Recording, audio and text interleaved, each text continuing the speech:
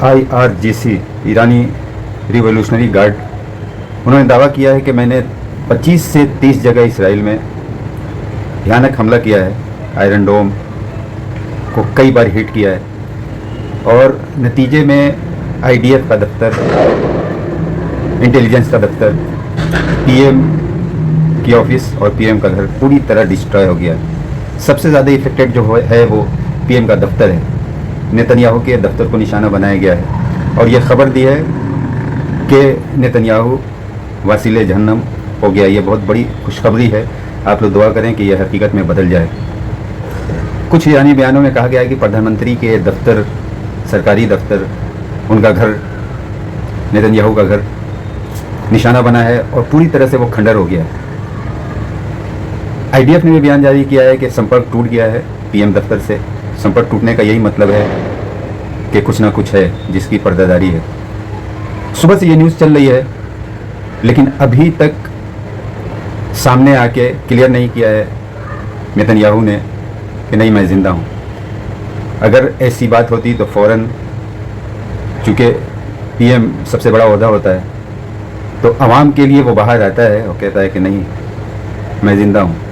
तो कुछ ना कुछ पर्देदारी है जिसको छुपा रही है गवर्नमेंट, छुपा रही है, क्योंकि एक अलग माहौल हो जाएगा और ईरान अपनी फतह का ऐलान कर देगा। अरबियन चैनल्स, मुतअद्दिद चैनल, अल जज़ीरा है और इंडियन चैनल में भी यह न्यूज़ गर्दिश कर रही है कि नेतन्याहू मारा गया। ईरान ने वो ज़बरदस्त बदला लिया है। जहाँ जहाँ इनके एयरबेस थे USA के, वहाँ हिट किया है। किसी भी मुस्लिम ममालिक पे हमला नहीं किया है, बल्कि जहाँ भी एयरबेस थे अमेरिका के उन मुस्लिम ममालिकों में, उस पर हमला किया है। तो नतीजे में आज हमें वो दिन देखना नसीब हो रहा है। खुदा करे ये बात सच हो। आप सब भी मिलकर दुआ करें कि ये मरदूद, मालून, जालिम कुत्ता जिसने न जाने कितने मासूमों का कत्ल किया है, मासूमों का खून बहाया है, कितनी माओं की गोदियों को छीन लिया है, कितने बच्चों को यतीम किया है, कितनी औरतों को बेवा किया है, कितने घर तोड़े हैं,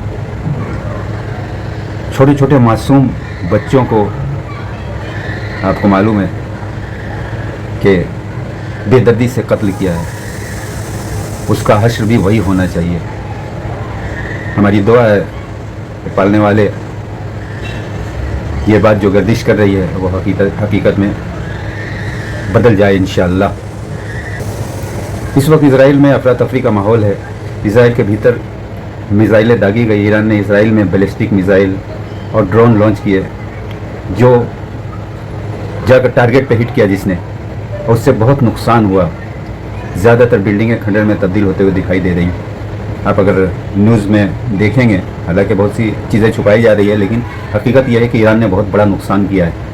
मिसाइल हमले के दौरान तेल अवीव और अन्य शहरों में रेड अलर्ट जारी किया गया है। USA और करीबी जो उनके दोस्त हैं, जो मुस्लिम USA के दोस्त हैं, गद्दार मुल्क हैं, उनका जीना हराम कर दिया है। और यह होना भी चाहिए। उनको सबक मिलना चाहिए कि गद्दारी का नतीजा क्या होता है। और ईरान ने ये थी कि ज़्यादातर मुस्लिम लोग, उम्मत मुस्लिमा यही कह रही कि ईरान ने जो किया है वो ठीक किया है। चंद लोग इसके ख़िलाफ़ हैं जिनकी रगों में बुग़्ज़ का कीड़ा है।